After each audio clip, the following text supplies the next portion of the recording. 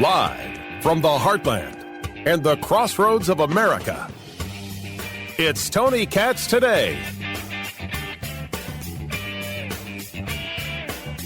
Trump wins.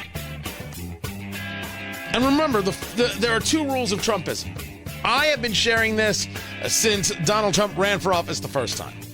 There are two rules of Trumpism. The first rule is that Trump wins. The second rule is that a deal can always be made as long as it adheres to the first rule of Trumpism. That has been as true as the day is long. Tony Katz. Tony Katz Today. What's happening, everybody? Find everything at TonyKatz.com. Live stream going, Rumble, YouTube, Facebook, even though Facebook is awful. It is all there, and find everything going on at TonyKatz.com. The numbers do indeed speak for themselves.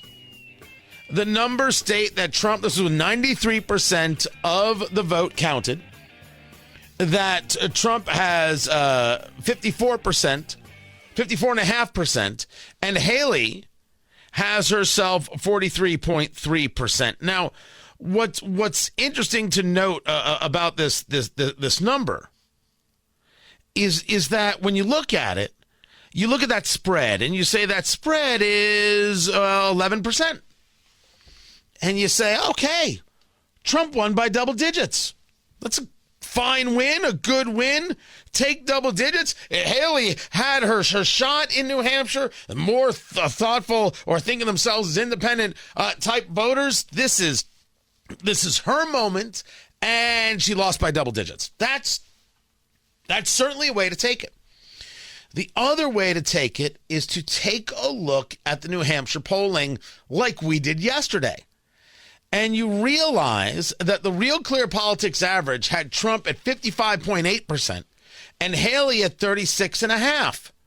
Trump came in at 54.5% and Haley came in at 43.3%. Well, 55.8 to 54.5, that's dead on. That is the second time it's been dead on, but it was dead on because there were three polls that took place in the last 2 days, or the 2 days before the primary, that put Trump over 60%. So those polls were certainly off because Trump's number was, it raised the average to get to being accurate, but I think it would have been accurate anyway. Trump at 55.8 was the polling. Trump comes in at 54.5 in the reality. Half the party's with him. No matter how you want to twist it, turn it, move it, cajole it, do whatever you want to do, kitten. Half the party is with him, and that's okay. That's where you're at. But look at this Haley number one more time. Oh, don't get angry with me. I look at numbers. 43.3. The polling said 36.5. 43.3. She gets to say she outperformed. Now, you might say, Tony, that don't matter worth a damn, kitten. It doesn't matter. It's over, Johnny. This whole thing is done, finished, complete. It's over. Over? Did you say over? Nothing is over until we decide it is. Was it over when the Germans bombed Pearl Harbor? Hell no! Over? That's a solid point, Senator Butarski. It is a solid point that it is not over until we decide it is. But politics is different than real life, and for the most part, it's over. But you can't get away from that now, can you? I mean, you may want to, and I get it. And I'm not arguing that Nikki Haley's road isn't just not incredibly hard. It's insane. But holy McMackerel, she gets to say she overperformed. And therefore, she might actually be able to keep some money rolling in to get her to South Carolina. She needs South Carolina more than she needs oxygen. We know this to be true, and there has been no polling change in South Carolina. We deal with the same numbers that we have always been dealing with, which have, and the Real Clear Politics average, Trump 52, Haley 21. That, kids, is a 30-point spread. So even if we want to argue, and the Haley team wants to argue that they overperformed, because remember, politics is always an expectations game. You'll notice that you're not getting from me what you may be getting from others, which is up, it's over, it's all Trump, Trumpity, Trump, Trump, Trump. I believe in the necessity of the breakdown. It's incredibly important to see what happened, what's going to happen, what people are going to say, how it's going to get responded to. That way, you're fully prepared for whatever comes at you. I think that is important. I think that not enough people do it, and I'll be good and damned if I'm one of those people. I'm doing it. 30 points is 30 points is 30 points. So even if Haley outperforms, and she's, it outperforms by 7, you mean in her home state she only loses by 23? Now, I don't have right now some polling data about Nevada, and I don't even think Haley's trying for Nevada, but I want you to work through these numbers, because people are trying to find a lot of different ways for this to be spun well for Haley. And I take a look at everything. I'm like, how does this play out? I mean, if you listen to Nikki Haley, this race, as we said, or as Senator Blutarski said, far from over. I want to congratulate Donald Trump on his victory tonight. He earned it. And I want to acknowledge that. Now, you've all heard the chatter among the political class. They're falling all over themselves, saying this race is over. It's not over!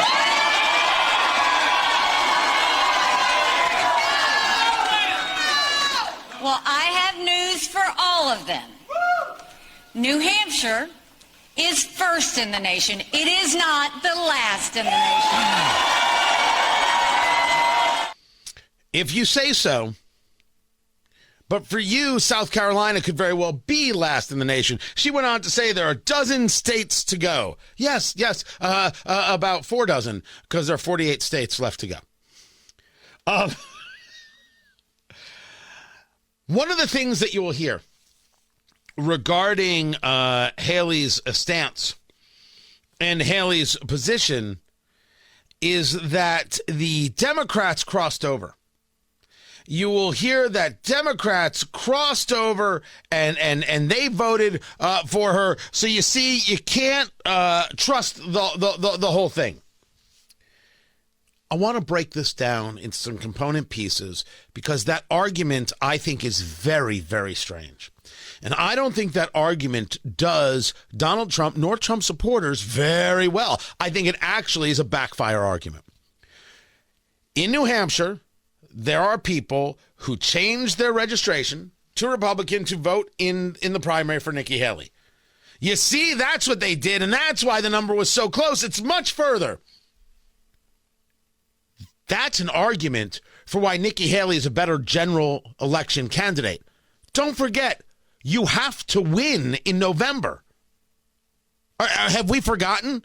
Are we so focused on the primary that we forgot that we have to win in November? Like, I hear this from Ronna McDaniel, the head of the GOP.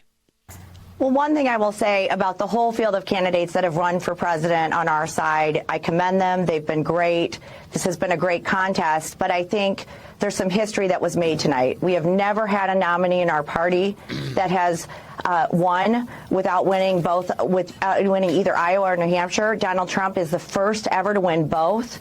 I'm looking at the math and the path going forward, and I don't see it for Nikki Haley. I think she's run a great campaign, but I do think there is a message that's coming out from the voters, which is very clear. We need to unite around our eventual nominee, which is going to be Donald Trump.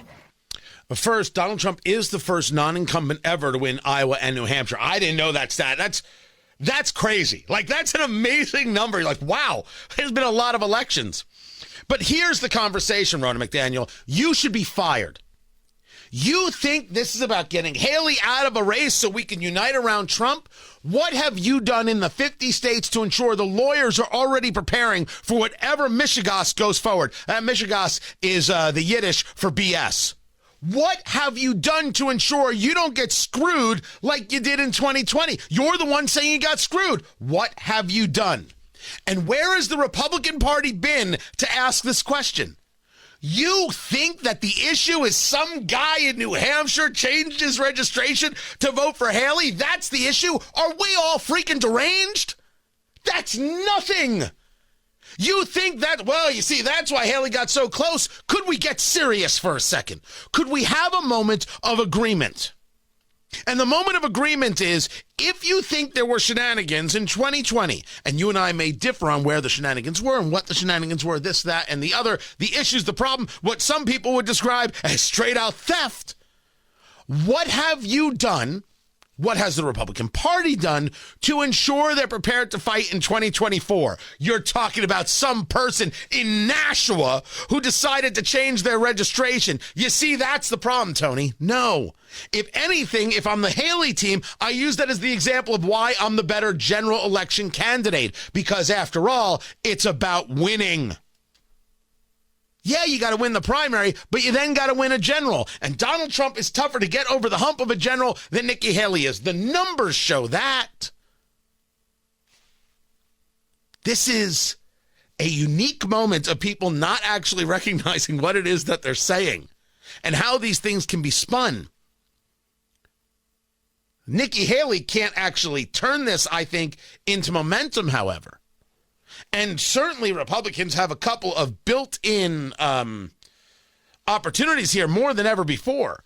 And those opportunities are being given to them by Joe Biden when you hear things like this. We'll teach Donald Trump a valuable lesson. Don't mess with the women in America unless you want to get the benefit. What are you looking at me for? I don't know what the hell the man said. Then again, he doesn't know what he said. Joe Biden is imminently beatable. This is exactly what Dean Phillips, the congressman from Minnesota, the Democrat who's running for president, has been saying.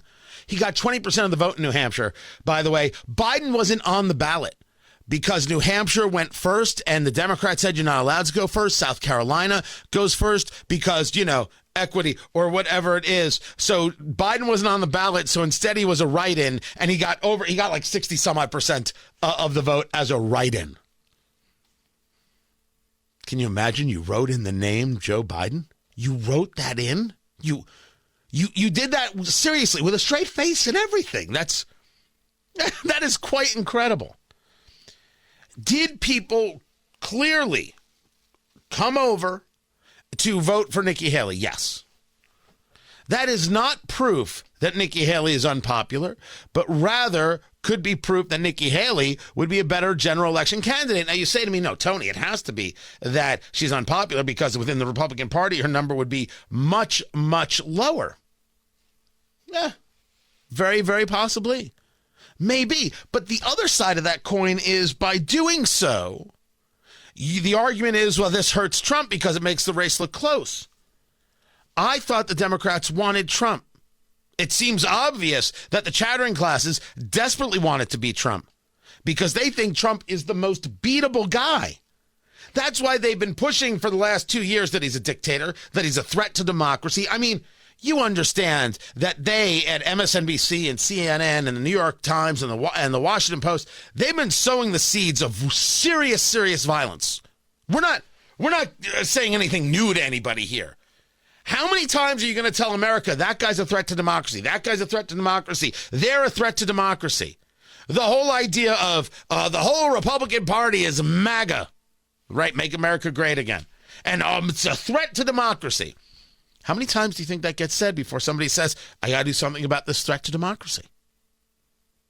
Oh, if we don't understand yet what the level of irresponsibility from the entire staff there, air staff at MSNBC and CNN, we don't know anything. But if the objective is to go against Trump, one would not do anything to stop Trump from getting elected. So again, I argue that this idea of they all switched over doesn't make sense. They switched over to stop Trump. They want to stop Trump, but they want to fight Trump because they think Trump is the easier beat even the numbers show that, if we are to believe the polling numbers, Haley wins in a general election by a greater margin than Trump does. And Trump, in the vast majority, there might be a poll or two out there where he didn't, but in the vast majority, he has exceeded Joe Biden. I don't think Trump people, Trump supporters, or the Trump team should be using this argument of switching over. I think under any level of questioning, it kind of falls apart. And nor do I think that Trump needs to go down the road of attack. To tell you, it was very interesting because I said, wow, what a great victory. But then somebody ran up to the stage all dressed up nicely when it was at 7. But now I just walked up and it's at 14. But she ran up when it was 7. And, you know, we have to do what's good for our party. And she was up and I said, wow, she's doing like a speech like she won. She didn't win. She lost. And, you know. Yes, she did. And I think that if you're going to do the unity thing post Ron DeSantis in Iowa, you might want to stick with that because I think that actually worked for you. But he's going after Haley like it's his job. Now, there's an argument there. You haven't won until you won. The other side of that coin is you won. Act like it. I don't know if that one's going to hurt him as much. What I do know is that Haley's path is beyond tiny. Can she play spoiler? Right now, I don't even see that possibility. Keep it here. I'm Tony Katz. Look, I host the largest cigar and bourbon review radio show in the country called Eat, Drink, Smoke. I pay attention to what's going on in the world of cigars. I don't always pay attention to what's going on in the world of cigarettes. I don't. But this is, Zyn is like a pouch, right? It's a nicotine pouch. I guess it's like chew, but without the chew. Tony Katz today. Good to be with you. And now Chuck Schumer, the Senate Majority Leader, Democrat from New York, who has the kind of voice that makes you want to, give up the nuclear secret so it'll stop. He's going after Zyn. It's for people 21 and older. I don't know if they market to kids. I would certainly believe not at this stage. It's a problem for children and it has to stop. Why is it that every time a product comes to market that is focused on helping people not smoke, which they're told is bad, it's very bad, this government goes after those people? Why is that? Time and time and time and time again. They go after the thing, the group, the organization, the company that is trying to help people not smoke. It's ridiculous. Yet it continues to happen. So Schumer wants a crackdown, a federal action on these Zyn pouches. I know zero about Zyn. I don't know a thing about it. I smoke cigars. All right, I smoke cigars enjoyably, and I'm building a whole studio to be able to smoke while I do the show and do my other show. That's because it's just how I live. It's my thing. Everyone's got their own thing. I take all the risks, and cigars are not cigarettes. Very, very different. There's no inhaling. I've got FDA studies. I can have this conversation. You've got other issues, but not that. Not the inhaling issue. If an adult wants to take something, they can take something. Why can't an adult have this? Because children might do it? Once again, the federal government overstepping. What I want a federal government to do is actually focus on the things that it's supposed to, like Article 1, Section 8. And when it comes to foreign policy, actually protecting American interests and American lives, which is not happening under the Biden administration. Noah Rothman of National Review with the latest on that. Keep it here. This is Tony Katz today.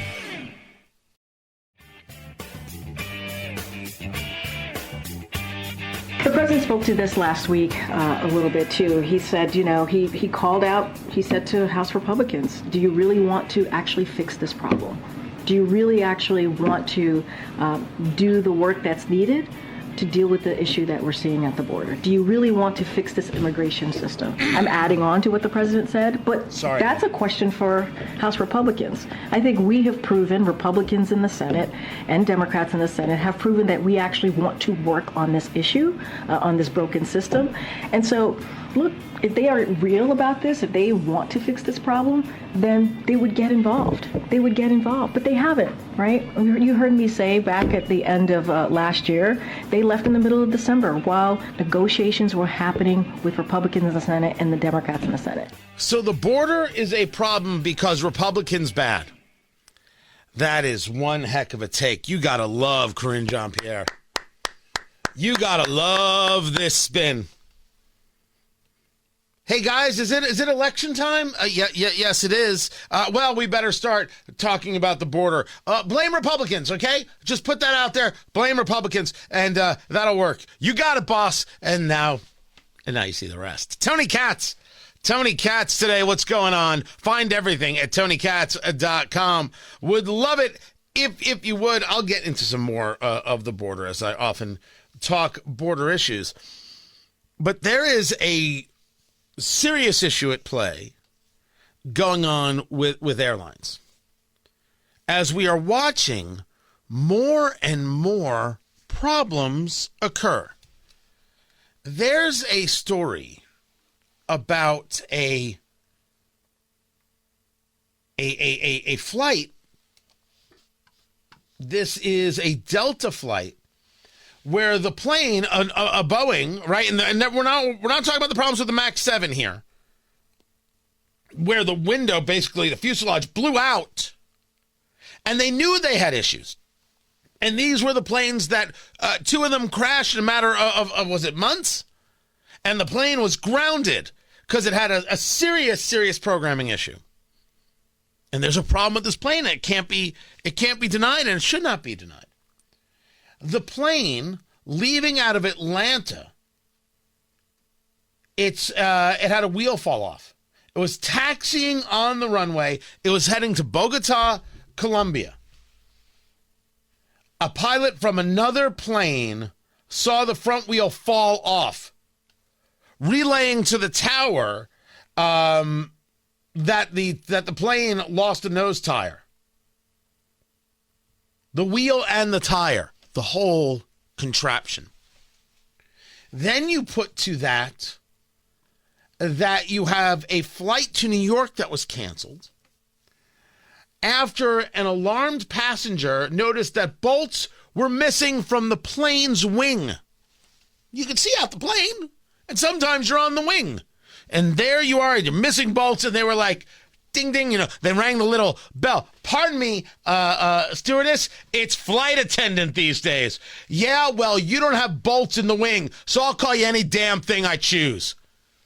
God, what I would have given for that to be the conversation. They didn't take off. They didn't take off. What is happening? What is happening? Well, part of what is happening is the CEO of United Airlines, Scott Kirby. You have this. The CEO who thought it was necessary to not only dress in drag, but to show it in public settings. You ask yourself, Tony, seriously, what the guy likes to do in his own life has no bearing on what might be going on with a plane. What if the argument is perhaps we're focused on things that don't matter and we don't focus on the things that do matter, and that leads to people dying? Certainly, we can point to Mossad. You take a look at Israel in the days before October 7th and the terrorist attack from Hamas, a terrorist organization, the murdering of 1,200 people, the killing of babies, the raping of women, setting people on fire, taking people hostages, putting them in cages. Hamas is a terrorist organization, and the world would be better off if they were destroyed. But when you take a look at the days before that, there was a big conversation in Israel about their Supreme Court and judicial reforms, and people were upset about this. But the truth is, the entirety of Israeli politics is a big, hot, stinking mess. And their Supreme Court is very, very, very strange. There's no constitution. The Supreme Court engages under a conversation of what they describe as reasonableness. That's not a standard. Reasonableness is nutty. But this is the way they do it. So part of what Benjamin Netanyahu, the prime minister, was saying, and others, is that we got to have different standards. And, oh, by the way, where do these justices come from? Right now it comes from the winning party. And, oh, these people get to pick. No, this bar association gets to pick. Maybe we should change how we engage this process and who should have more of a say based on the election. Now, you can agree or disagree with these things, but this is what was going on. And it is very obvious from the reporting and from other conversations that there were groups in Israel that should have been focused on what it is Hamas was doing in Gaza, but were rather focused on things like this. Focused in the improper places. Focused on domestic things, not foreign threats. It reminds you in some ways of what the FBI likes to focus on, which is not the threat internally, but whether or not the American citizen is the threat for their existence. And how many more times will we see how they've worked and kind of tried to manipulate into, well, setting people up?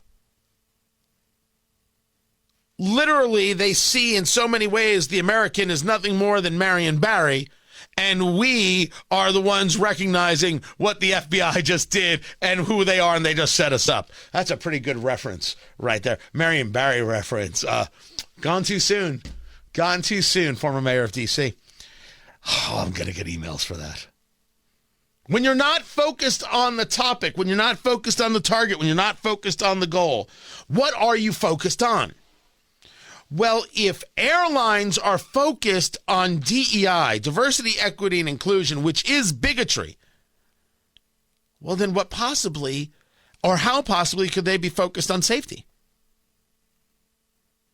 What were they doing that they didn't notice the bolts missing on the wing? What were they doing where in their pre-flight check they didn't notice the loose tire? What was happening at Boeing that they didn't notice that quite literally a chunk of the fuselage could fly out? Oh, by the way, they knew there was a problem. They were going to deal with it after the flight landed. What?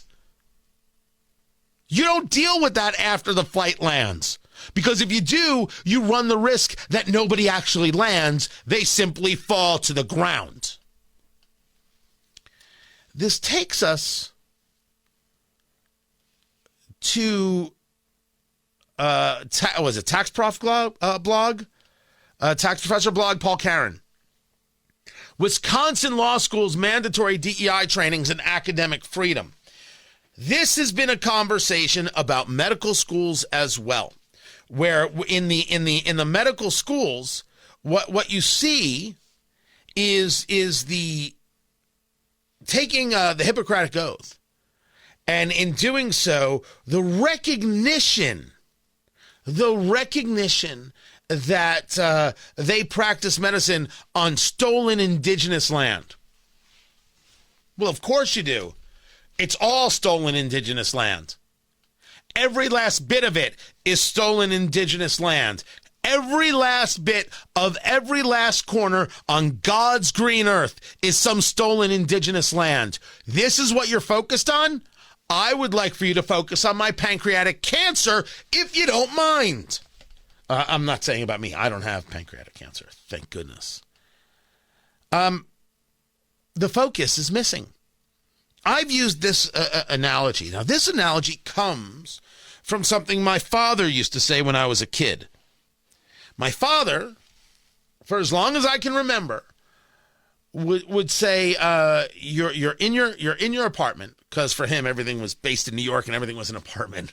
Garden apartment is usually the way he described it. I have no idea. I have never heard anybody since describe a garden apartment, but he always uses that terminology. Something about Brooklyn in the 50s, kitten. I don't know what else I can tell you. You're in your apartment. There's an axe murderer at the door. And they've got an axe and they're breaking down the door. They're going to kill you. He would go over this all the time. You go to the phone. Remember, no cell phones in the days. You actually had to have a phone sitting somewhere. And as you get to the phone, you pick up the phone, you notice out the window that the street light is out and it's not safe for people to cross the street. For the liberal, what do? I swear to you, I grew up differently than you did. I was 10. I was 11 when that conversation took place. What do you do? The axe murderer is at the door, but the traffic light's out. I have applied that to what's going on in medical schools. The patient is in front of you, doctor, and the patient is going to die. You say to the patient, ma'am, we're going to take care of you. The patient says, I'm a man, not a woman. I identify as a man. Who do you think you are? I demand an apology. Do you treat the patient or do you apologize to the patient? Patient's going to die. Which one comes first? What matters more? And if the answer is not, well, you treat the patient, then the answer is wrong. Well, what you would do is, no, these are your choices. Apologize, the patient dies. Save the patient. You learn that some things don't matter. That some things, even if you decide they did matter, they have to be ranked. And someone's desire for pronouns don't matter as much as saving the life. It just doesn't. Who cares about your pronouns? Who cares? What you believe in, what you value is absolutely unnecessary. It creates a valueless proposition because nothing thrives and survives from it. Go back to this. According to the Wisconsin Institute for Law and Liberty, a conservative advocacy group, the University of Wisconsin Law School conducted a mandatory reorientation DEI session last week for which students had to fill out a, quote, race timeline worksheet with 7 significant moments at least, or significant life events around race, and read a worksheet listing 28, and I'm quoting here, common racist attitudes and behaviors, including views like I'm colorblind and we have overcome. Well, if this is what the lawyers are focused on, how could they possibly be focused on my First Amendment rights? Because it's very possible I said something that offended them and they thought was bigoted. Now, if they're under the impression that if they think something I say is bigoted, that I shouldn't be entitled to say it, well, what value was their law school education? Then again, what education did they get if they were focused on this and not the imperative nature of the First Amendment? That offense to a subject does not mean that the subject is verboten. And I chose the German there on purpose. If you're focused on being a drag queen and dancing for your staff, how could you possibly be focused on the wheels of the airplane, the bolts in the wing, whether or not the door falls off? How is it even remotely possible? You could be focused on the things that save lives. It's impossible. Thomas Sowell, the great economist, explains beautifully that there are no solutions, there are only trade-offs. And if you're going to focus on dressing in drag and dancing, if you're going to focus on listing 28 common racist attitudes and behaviors, then there is no way you could be focused on my First Amendment rights and why they matter and why they should be defended, even if you don't like what is said. Remember, Louis Farrakhan is a low-rent, Jew-hating, white-hating, woman-hating bigot. He has a right to speak as an American. He's disgusting. His words are despicable. He's called me a termite. He has the right to say it. The same rights he has is what ensures that I'm allowed to say he's disgusting. And rational people should want nothing to do with him. That, of course, doesn't apply to Congressman Andre Carson of Indianapolis, who considers him a friend and is happy to work with him. DEI prevents us from focus, and a lack of focus will get us killed because it misrepresents what is really important. Is it important to be good to people? Is it important to look at people for what they offer and not as some kind of subgroup? Absolutely. Too bad DEI only teaches people to look at what people are in a subgroup.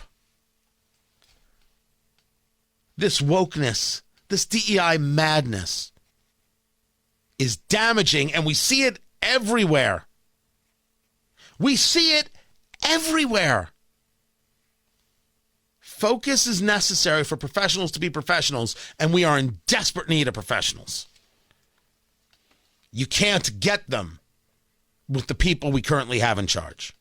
Keep it here. I'm Tony Katz, and this is Tony Katz Today. The COVID-19 pandemic highlighted the value of digital health solutions in facilitating access to health services. While the emergency phase of the COVID-19 pandemic is now over, investments in digital infrastructure remain an important resource for health systems and for economies and societies at large. Like many countries, the European Union made significant investments in COVID-19 certificates to help people move around as safely as possible during the pandemic. You actually want us to believe that having a digital infrastructure that you have to basically utilize like a passport in order to be able to move around where you live is valuable? This is Dr. Tedros, the Director General of the World Health Organization. The same World Health Organization that worked to cover up China trying to cover up what they did regarding COVID. And you actually want us to believe that a digital passport connected to our health records is necessary and good and valuable? Are you people insane? The answer is yes. Desperate on desperate on desperate to control your moves, control your maneuvering, to control your activities. They've made it quite clear that they want to determine how you move about. How much more do they have to do? Literally chain you to your desk? Because that's coming next. Tony, they're not going to really chain you to the desk. When you can't leave your house because they decide that your cold is not properly under control, what's the difference? No, seriously, what's the difference? Tony Katz Today. What is going on, everybody? 833-468-8669, 833-GOT-TONY. Find everything going on at TonyKatz.com. That's the place to get it all. Become a supporter. Would greatly appreciate it. This is a story of what we knew about COVID, when, where, why, and how. This is the story of certainly how China, the Communist Chinese Party, cannot be trusted in any way, shape, or form. And this is the story of how criminal Dr. Anthony Fauci was and is, and his connection to groups like the World Health Organization should be seen as a red flag to things we should not do. You did not properly warn the world.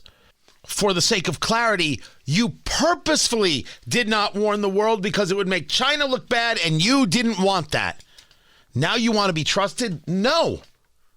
Let's take a look at what's been happening with the United States and China. But we have to go back in time a little bit. We go back to 2018. A grant proposal, as reported, it was obtained by a group called U.S. Right to Know. It was a Freedom of Information request. It reveals that there was an American virologist working with the Wuhan lab, where COVID leaked. Now, I can't prove it. I admit I'm clear about this. I can't prove it. If you ask me, of course this did not come from a wet market. Now, wet markets, we may think of them as gross, but no. It is so much more understandable to say that here is this lab that was working with these coronaviruses and these bats. This lab had a leak because they're communists and they don't know how to do anything. Literally nothing. And the virus leaked, and instead of letting the world know and shutting down China to travel to try and contain it, they let people fly everywhere while they were buying up personal protective equipment, we called it PPE back in the day, and then reselling it to people. They didn't care what happened to the Italians, to the whole of Europe. They didn't care what happened to the United States or Southern America, or I should say South America. My apologies there. They didn't care. And when someone said, hey, what's this? They said, how dare you look at us? They flexed their muscles. Screw them. They did this. The World Health Organization covered it up. And in 2018, and it was clear and obvious that there was no trusting the Communist Chinese Party in 2018, like it was clear and obvious in 2015 and in 2010 and 2005 and 2000, because there's no trusting a communist. You had virologists working with the same lab had a plan to engineer a virus that resembled SARS-CoV-2. This is, of course, COVID-19. It was part of a research collaboration between the United States and China called Diffuse. Who was the project led by? EcoHealth Alliance. Who's EcoHealth Alliance? Because you know that name. EcoHealth Alliance received funding from the National Institutes of Health and routed that funding to the Wuhan lab to perform gain-of-function research. Haley Strack with the reporting on that. This is more of the reality that our federal government is not thinking. For what reason do these doctors have to engage in the gain-of-function research with the Communist Chinese? The answer is none. Well, Tony, this way you can keep an eye on them. Keep an eye on them? That did not work out well at all. You do not give the Chinese an advantage, an opportunity. You don't give them technology. They're stealing it anyway. You don't give them intellectual property. They're stealing it anyway. You don't give them this support and you don't fund them. And it was Dr. Anthony Fauci who said he never funded the lab. The money went to his buddy at EcoHealth Alliance. The money then went to the Wuhan Virology Lab. This is what happened. We're not in the place of debate on this subject. And if you ask me, Tony, you sound hot about this. I don't know how I'm not supposed to be. Every day, it seems. Maybe it's every month. But every time we talk about this subject, we're presented with more and more evidence of the brutality inflicted upon the people of the world. And then we get people like Dr. Tedros of the World Health Organization. That's his first name, by the way. His last name is very, very long, so they call him Dr. Ted or Dr. Tedros. We get confronted with, well, what we need are more checks and systems to keep you locked down. Wouldn't we all be better off if we just didn't fund the commies as they're trying to engage ways to create horrible situations for the rest of us? And wouldn't we be better off if we didn't listen to people who told us they could lock us down? So yeah, I get hot on the subject. I admit. But you can't blame me, can you? I'm Tony Katz, and this is Tony Katz Today. Well, he didn't build hundreds of miles because if there's a board laying on the ground, they say that's a renovation. They call it a renovation. If there's two nails laying from 50 years ago, they say, oh, that was a renovation. These are very dishonest people, and you're always fighting them. And just a little note to Nikki. She's not going to win. She's not going to win. But if she did, she would be under investigation by those people in 15 minutes. And I could tell you 5 reasons why already. Not big reasons. A little stuff that she doesn't want to talk about. But she will be under investigation within minutes. And so would Ron have been. But he decided to get out. Now, Vivek, I don't think would be at all because he's perfect, right? So that's Donald Trump talking after the victory in New Hampshire. victorious in New Hampshire like he was victorious in Iowa, the first non-incumbent to win both ever. That's a story. Tony Katz, great to be with you. The question is about that general election. And the question is, if Nikki Haley is an afterthought, why such an aggressive speech? And then, well, if again, it's all going to be about the general, what is the strategy there? Mark Lauder joins me right now. He's the Chief Communications Officer at AFPI, the America First Policy Institute, served as Director of Strategic Communications for the Trump-Pence 2020 campaign team, a Hoosier, an Indiana guy, spent much of his earlier career with then Vice President Mike Pence. Before we get into the specifics of a general election, to which there are questions, let's talk about this victory in New Hampshire and how we think did it play out the way Trump's team thought it would. Hey, good morning, Tony. Yeah, I think it did. You know, when you look at that margin of victory, it was the largest margin of victory, even bigger than Ronald Reagan in 1980, bigger than George W. when he actually lost New Hampshire to John McCain by large margins. So it was an overwhelming victory. I do not see a path forward for Nikki Haley right now.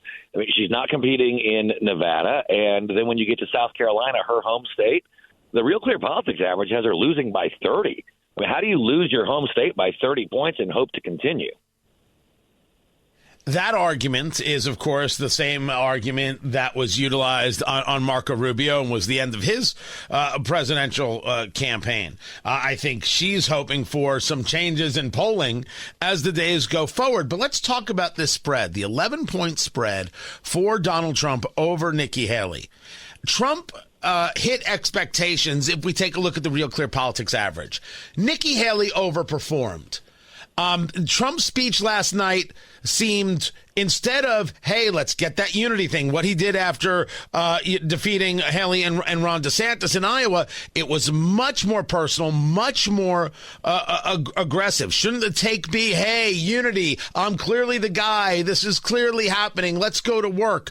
Does the overperform by Nikki Haley create a problem for Trump world? I don't think so. When you look at the exit polling, when it comes to Republican voters, you know, Nikki Haley got less than 25% of actual Republicans. She was relying on independents and Democrat-leaning independents to try to bring her across the finish line. And, well, that's not really going to be the case moving forward. So, she is a very uphill battle if you can't pull more than 25% of registered Republicans in a Republican primary. And I think this was really more of just kind of like putting your foot down, when you have the lead in the fourth quarter to say this game is over, let's end it right now. Talking to Mark Lauder, Chief Communications Officer for the America First Policy Institute, AmericaFirstPolicy.com.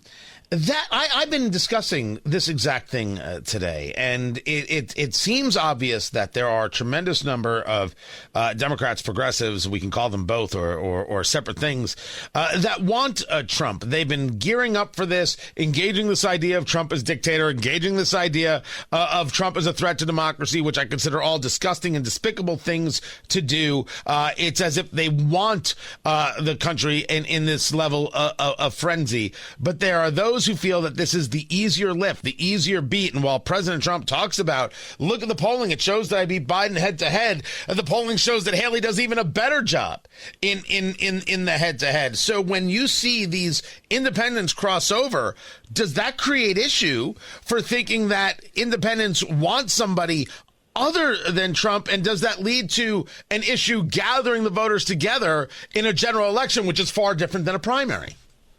Well, I think the problem for Joe Biden is that he is, he's so unpopular on all the issues. When you look, go through the Real Clear Politics average on issues, his disapproval is 60-70% on every major issue that matters to the American people. And so when it gets to be, a true head-to-head general election matchup, that's what he's going to struggle with. In a Republican primary, obviously the issue set is just a little bit different. And, the fact that Nikki can't pull the Republican primary voter, but she wants to be the nominee of the Republican Party, that's the challenge she faces. I asked about Trump. I didn't ask about Biden, but I loved how you turned that right there. You're a pro, Mark Lauder. The issue for Trump in garnering the independent in a general, is that seen as an issue? And does the Trump team have a philosophy to how to overcome that? Well, yeah, that's an even easier answer, because the one thing we didn't have in 2020, that Joe Biden didn't have a record. You're not going to tag him with the issues that were created under Barack Obama. You obviously aren't going to go back to his record in the in the Senate over the last 50 years.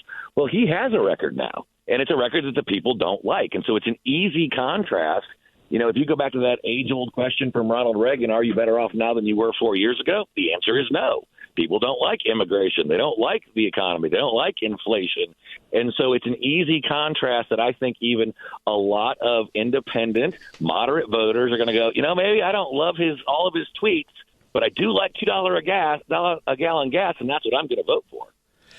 You would want that. You would believe that. Again, I'll say to you, we're not getting to the answer to my question about independents who have been told for the last 3 years from this horrific press corps that the man is a threat to democracy and overcoming that. What I will agree with you on wholeheartedly, Mark, talking to Mark Lauder, Chief Communications Officer for the American First Policy Institute, is that Biden has issues. Those issues deal with the economy. Those issues deal with the southern border. Those issues are now about Israel. And then, of course, the fact that, as President Trump said, he can't string two sentences together. Nikki Haley is trying to make the claim that both Trump and Biden are too old.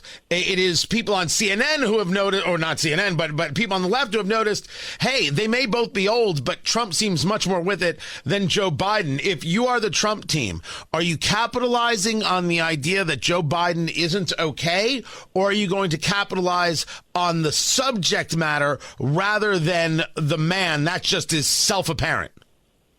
Yeah, I think you do both. The good thing is, though, is that if you just let his own performance, his own verbal missteps, his physical appearance speak for itself, many people are making that conclusion on their own, and you can stoke it a little bit, and he'll help you do it. But I think ultimately it's going to come down to policies, because obviously I think if we had better policy results, if people weren't worried about the economy and immigration, they really wouldn't care about his age. They would take his fumbles and his bumbles. And I mean, he's long had been full of gaffes and missteps throughout his entire career. So that's nothing new. But I think ultimately it's those policy results that people don't like. Then they add on the other factors after that. Is the Trump team going to continue to focus on Nikki Haley, or act like she's not even there? Go take Nevada, where she really isn't campaigning, now that you bring that up, and then South Carolina, where she's in a deficit, and just act like this is theirs and focus that way? Or is it going to be a continued hit on Haley all the way through? Well, I think you'll see. Again, we've got a month to go until the South Carolina primary. If she truly stays in, and I'm not convinced that she will stay in that entire 4 weeks, she might give this thing a run for a week or so and then see the numbers aren't moving and be gone. He'll put his foot down in South Carolina to end it right here, right now, a month from now if she waits. But he'll also be talking about Joe Biden. So I think he'll do both at the same time. But there's no way he's going to overlook South Carolina. He's going to want to end this thing right now, not even take it to Super Tuesday, because, again, that's a lot of money, a lot of advertising that you could be saving for Joe Biden rather than having to try to secure up the nomination. I think that pressure point is going to be a very interesting one to see how Nikki Haley responds to it. Mark Lauder from the America First Policy Institute, Chief Communications Officer. Mark, always a pleasure. Indiana guy. We've had many a conversation. And so I wanted to make sure I brought you both sides of this conversation regarding Trump hitting on Haley. Because there's a real argument to be made that says it doesn't make any sense. Don't bother.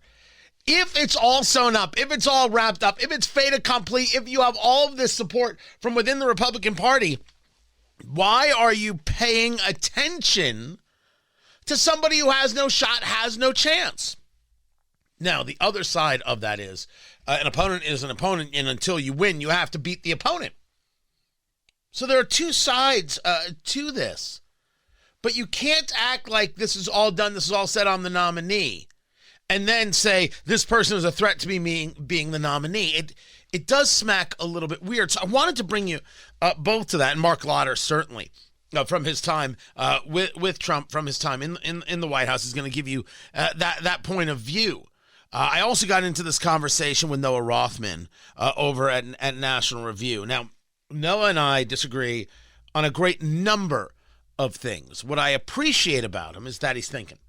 And I'm going to bring you that and what's going on in the Middle East. Specifically, how the Biden administration has not addressed the Houthi threat. Oh, sure, we've got the airstrikes going on now.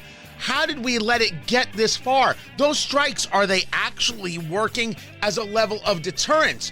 Meaning, what is actually stopping Iran from engaging this war with us as we've been talking about it? My answer is nothing. Nothing's changed. We will break that down. That is coming up. I'm Tony Katz. This is Tony Katz Today. I don't know if there's any question to whether or not Joe Biden's policy in the Middle East has done us damage.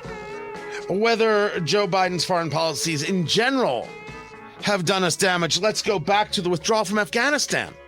Let us discuss the Chinese weather balloon. Did we forget that we allowed this balloon to traverse the nation? Not only did we allow it, we never got the full story until recently that they knew it. They knew where it was. They knew it was coming, and their objective was to not tell us. It took two guys in Montana who happened to look up in the sky and say, Tommy, what is that? I don't know, Paulie, looks like a balloon. Tommy, that's a big-ass balloon, Tommy. I mean, I've seen some balloons in my days. I've had some birthday parties. That's a big balloon. You really are right. That's a huge balloon. We should call somebody. You know what? Call Billy down at the police department. He'll know what it is. He'll know what to do. And that's how they figured out there's a damn balloon that came from China. And they knew when it launched, and they knew how it traveled, and they could have shot it down anytime. Oh, but they couldn't shoot it down over Montana because, as you know, all the people would get harmed. Then you take a look at October 7th, and then you take a look at the Houthi rebels engaging in full-on attacks on tankers, on cargo ships, the Iranians doing the same. And all of a sudden, there's a question about who controls the navigable seas. I'm Tony Katz. As I said, good to be with you. Noah Rothman joins us right now from National Review. Follow him on the X at Noah C. Rothman. You write about this more than most, and following a lot of this on the national security side, and really a conversation about foreign policy in general. We have had agreements and disagreements. This was Joe Biden's provocative weakness. As I understand, Noah, you're taking the point or the position that the biggest issue with Joe Biden's foreign policy is that Joe Biden is unwilling to have a foreign policy that has any concreteness. Am I off base in your understanding? I would amend slightly, because I do think Joe Biden has a foreign policy. It's a profoundly dovish foreign policy. I think he is, even more so than Barack Obama, committed to American retrenchment, by which I mean withdrawing from a lot of the traditional commitments that the United States as the global hegemonic power has all over the world. That has been his policy, and that is provocative. I think he has demonstrated a willingness and intention and actually a efficacy in executing that imperative, just withdrawing from hotspots in the world or where we have obligations and creating power vacuums in our wake. And that is provocative. Geopolitics is a zero-sum game. That which we lose, someone else gains. And a lot of revanchist, revisionist powers, Iran, Russia, a variety of other extranational groups, transnational terrorist groups, they see an opportunity, an open window. It's not going to be open forever, and they're making the most of it. So this was an argument made, Noah, when President Barack Obama went on what many called that world apology tour, right? He's in Egypt and other places, and he's apologizing for America's actions. He's really apologizing for America's might. And the argument was that while maybe in the United States that is seen as humility, in other cultures, other nations, other political philosophies, that is seen as weakness and something to take advantage of and exploit. I think we have seen that the desire to take advantage of and exploit Joe Biden's weakness, this same exact kind of theory, is going on in an unrelenting fashion. I think so. There's something admirable and unique in the American character that it is an anti-colonial power. It has always been one. It does not want to maintain and preserve foreign possessions, foreign entanglements for the sake of national prestige, as much as a very cynical reading of American foreign policy on the far right and in the progressive left believe. The United States is not an imperial power. It has grand obligations across the planet Earth because we were bequeathed that obligation in 1945 as a result of where the powers fell in the wake of World War II. It does us no good to bemoan the obligations that we inherited from the British, for example, with regard to, as you said in the outset, preserving and guaranteeing the free navigation of trade lanes in the seas. That is the responsibility of the global hegemon. And the global economic market, the world market, which has only existed since 1991, this is a pretty new feature. It existed until 1914, took a big long break, and then came back in 1991 and has produced unparalleled prosperity and a dramatic peace, a peace that the world had never previously known. Go look at how many people died in wars prior to the beginning of this century and the end of the 1990s. It was a lot more than we have today, as much as we think the world right now is so unstable and there's wars everywhere and people are dying all over the place. That is an ahistorical reading of our current environment. Right now, we have an unprecedented level of peace and prosperity across the planet, which has lifted billions of people out of poverty. It's a miracle. And anything that comes after it will be suboptimal relative to our current condition. So it's the sort of thing you should seek to preserve. And Joe Biden has very little interest in doing that. But it's funny that you phrase it in that way. We have less war now. Talking to Noah Rothman of National Review, you should check out his books, including Unjust, Social Justice, and the Unmaking of America. That's available at Amazon.com, wherever fine books are sold. Because what you would hear politically is withdrawal from Afghanistan, absolute failure, got Americans killed and left hardware by the billions for enemies to utilize. You could not deter Russia from invading Ukraine, and that has reached now levels of World War I trench warfare stalemate, that this is going to be a war of attrition involving human bodies that Ukraine has to understand that it cannot win.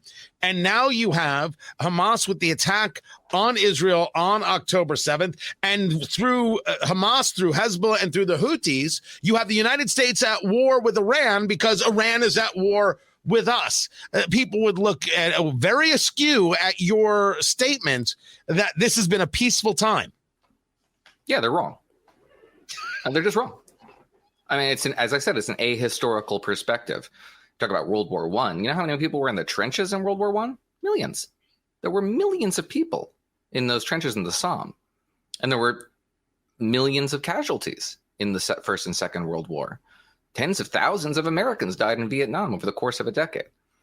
We've had nothing even remotely approaching that, to say nothing of conflicts in the developing world. Major wars between great powers has been something that was almost academic up until very recently, when it has become an existential prospect.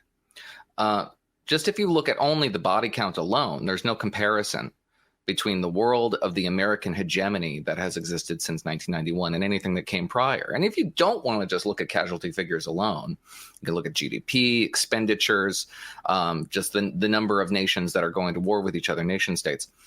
Nothing compares. So, yes, I understand why people would want to think that they live in the end of history. It's a narcissistic view. It exists it can survive only by discounting the record that we all inherited. And it actually exists to justify a lot of, I think, dangerous policy prescriptions that recommend, indeed, support the kind of retrenchment that Joe Biden is engaged in now. This is not a Democratic phenomenon. There are plenty of Republicans. In fact, the oldest species of republicanism prior to the Reagan Revolution was a quasi-isolationism that regarded America's oceans as a guarantee of our ability to remain distant from foreign obligations. It's not weird for Americans to retreat to that point of view. It's just wrong. Talking to Noah Rothman of National Review, this idea of America as the hegemonic power. I'm going to try and rephrase that a little bit. I can define it. I can define it in terms that are like concrete. Let's start there. Let's start there, and we'll see where we go. Global hegemony means the United States is the sole superpower, hyperpower, we used to say, right in the wake of the end of the Cold War, because the United States is the only power on the planet that is capable of projecting sustained force. Sustained, meaning over the course of months, even years, on the other side of the planet, to a degree that would affect the kind of foreign policy outcomes that we would want to see. Like, for example, remaking the face of a nation state. The French can kind of do that. The British can kind of do that. Not really in a sustained way. The Chinese and the Russians can project power across their borders. Can they project power across the planet Earth? No, they cannot. So that's what I mean by global hegemony. Well, let's now take it maybe as it's seen under Biden, because there is no projection. And what we have seen from the Houthi rebels in being able to take cargo ships, take people prisoner, actually kidnap people. And these are not cave dwellers. These are well sophisticated, planned out attacks and the drops from helicopters and everything else. You're saying that what Biden believes is in this dovish point of view, that a level of diplomacy can actually bring these things to heel. And that is the show of American might, as opposed to actual American might, which he's engaged in now with the United Kingdom in 8 separate air raids, if you will, against the Houthis in Yemen that have produced 0 results. So when does he learn that the dovish approach is a valueless one? And have we shown that the hawkish approach has changed anything? Well, I think it's too early to judge what the hawkish approach is. I mean, we do have some signs right now that degrading the Houthis' capability to project power into the Gulf of Aden and the Red Sea are actually degrading their ability to project power. It's kind of what you would expect. Whether it degrades their willingness to engage in these kind of piratical attacks, for example, and attacks on shipping is another matter. They are well equipped from Iran, and they show every indication of willing to expend all the ordnance that they've been bequeathed by their Iranian sponsors. That's something that we can do something about by taking those ordinances out. We can't necessarily degrade their ability to execute these attacks if they want to execute them, unless we were willing to put boots on the ground in Yemen. We're not. But we can partially neutralize the threat to a degree that they just can't execute it.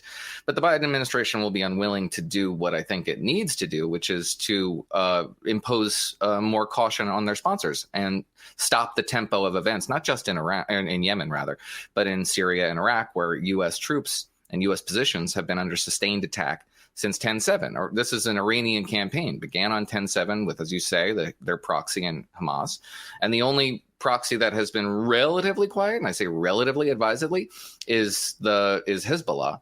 And only because we've parked so many naval assets off the coast of the Levant in order to deter them. Deterrence isn't necessarily working against Iran, but it can, and it usually does when you hit them in the face. Ronald Reagan dropped a series of Iranian warships at the bottom of the Persian Gulf in the 1980s. Donald Trump executed the strike on Soleimani in 2020. And in both occasions, you saw movement from the Iranians that communicate their willingness to de-escalate while just doing some face-saving maneuvers, like throwing some rockets at us. But it is nevertheless a de-escalatory posture. There are elements in the Iranian regime that know that if they got into a direct conflict with the United States, the Iranian regime would cease to exist. They don't want that. So they do exercise some caution when the costs of their campaigns become higher than they're willing to absorb. Right now, the benefits of this campaign is to force the United States to move assets around, to demonstrate that they can close off the Suez Canal to commerce whenever they want. Those are a lot of really tangible benefits for the regime. Until we raise the costs, this is going to continue. This is my point, that all of these actions, the idea that we can punch them in the face and make it stop, is predicated on the idea that we're willing to punch them in the face, and Joe Biden isn't. Thus, I discuss a weak foreign policy. Of course, they clearly do feel that they are emboldened and capable, and it is more than just the United States here. It is the world allowing this to happen. So when we go back to this concept that you bring up about being the world hegemonic power, I think the only question left is, are we really, based on this philosophy, which seems to not only exist within Biden world, but also exists in serious pockets of the political right? Yeah, I think if I'd be very charitable, I do think there's an admirable quality to Americans generally who are reluctant to engage in the kind of behaviors and activities that we need to engage in order to preserve American geopolitical dominance. I don't think Americans really like having geopolitical dominance. They certainly don't like having obligations abroad, and they don't like being an imperial power. That's good. I mean, that's something that is noble and inherent in the American character. And I don't want to be too abstract about it because I disagree with it, but it is nevertheless a laudable disposition. The problem is that no other American adversary, either our near peer competitors or rogue states like Iran and North Korea, share that objective or that enterprise.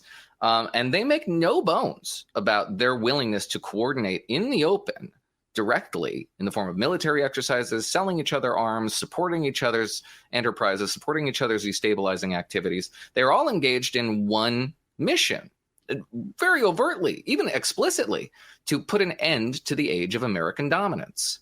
After that, they can work out all the problems that they have behind the scenes. But the first task is get rid of the United States, make it retrench, make it withdraw behind its borders, sacrifice its allies, an ally here, an interest there, an objective there, and all of it culminates in the end of the Pax Americana.